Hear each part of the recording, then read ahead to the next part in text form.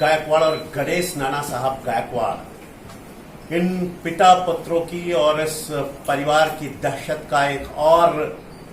वाकया सामने आया जब कल 2019 की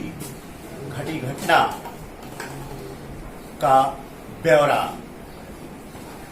कंप्लेनेंट विट्ठल शिवानंद गुर्रव ने दिया। दहला देने वाली घटना कि पहले उसे बुलाया गया घर पे, उसके एडवोकेट नानेकर उसको 500 रुपए के स्टैम्प पेपर पे, साहूकारी का परवाना ना होते हुए भी जो 35 लाख रुपए साहूकारी में उसने दिए थे, क्योंकि उससे कार बनाने का संबंध था, कार भी फ्री में बनवाता था उससे, अपनी गाड़ियों को भी फ्री में बनवाता था, और उसके बाद 28 लाख रुपया 35 लाख रुपया में से देने के बावजूद भी उसने 5% के हिसाब से उसने पैसे बहुत ज्यादा बढ़ा दिए थे। और उसी संदर्भ में जो सफेद कलर की रेंज रोवर JH10 AK 4444 गाड़ी से जबरदस्ती उसे औंध के उनके फार्म हाउस में ले जाया गया, जहां उनसे इसी तरह सिग्नेचर होता है हमारे यहां, जैसा हम चाहते हैं वैसा ही उससे उसकी चीजें लिखवा ली गई। राजा भाऊ अंकुश के कहने, नाना गायकवाड़ और गणेश गायकवाड़ के कहने पर उसने 3 बार फायरिंग की, उसको दहशत में लाने के लिए, और फिर उसे बताया कि 15 दिन के बाद जब वो 2 ट्रक और टेम्पो में भरकर लोग लेकर आए, 15-16 लोग, और गैरेज में उसके आए, उसके गैरेज के सारे सामान जो है उसने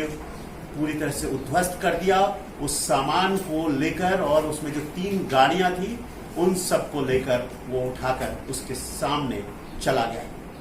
और वहां पर उसकी छाती पे बैठकर बुरी तरह उससे मारपीट की और ये कहा कि सूस में जो मेरा कुआं है फार्म हाउस में, उसमें मगरमच्छ रहते हैं और वहां पर हम तुम्हें उल्टा लटका देंगे या काट कर तुम्हारी बोटियां उन मगरमच्छों को खिला देंगे। इस तरह से उसने दहशत फैलाया। उस व्यक्ति ने तब से अब तक कंप्लेन नहीं दिया था, लेकिन जब उसे पता चला कि पिंपरी चिंचवड़ की पुलिस ने और पुणे की पुलिस ने दोनों ने उस पर गंभीर कार्रवाइयां की है, तो वो उसे हिम्मत आई और कल उसने कंप्लेन देने की हिम्मत की। यहां सांगवी पुलिस स्टेशन की हद में उसकी गाड़ियां और उसके जो लूटे हुए सामान थे उसके गैरेज के, वो वहां रखे गए। उसके गैरेज जो बेचारा बहुत अच्छे तरीके से 80-90 लाख रुपया करके बनाया था, उसको उद्ध्वस्त कर दिया गया। अगर जो उसका पहले का कार हब जो था उसको अगर आप देखेंगे गैरेज का, तो आपको आश्चर्य होगा कि इतना खूबसूरत गैरेज कैसे उद्ध्वस्त करके, किस तरह से लूट करके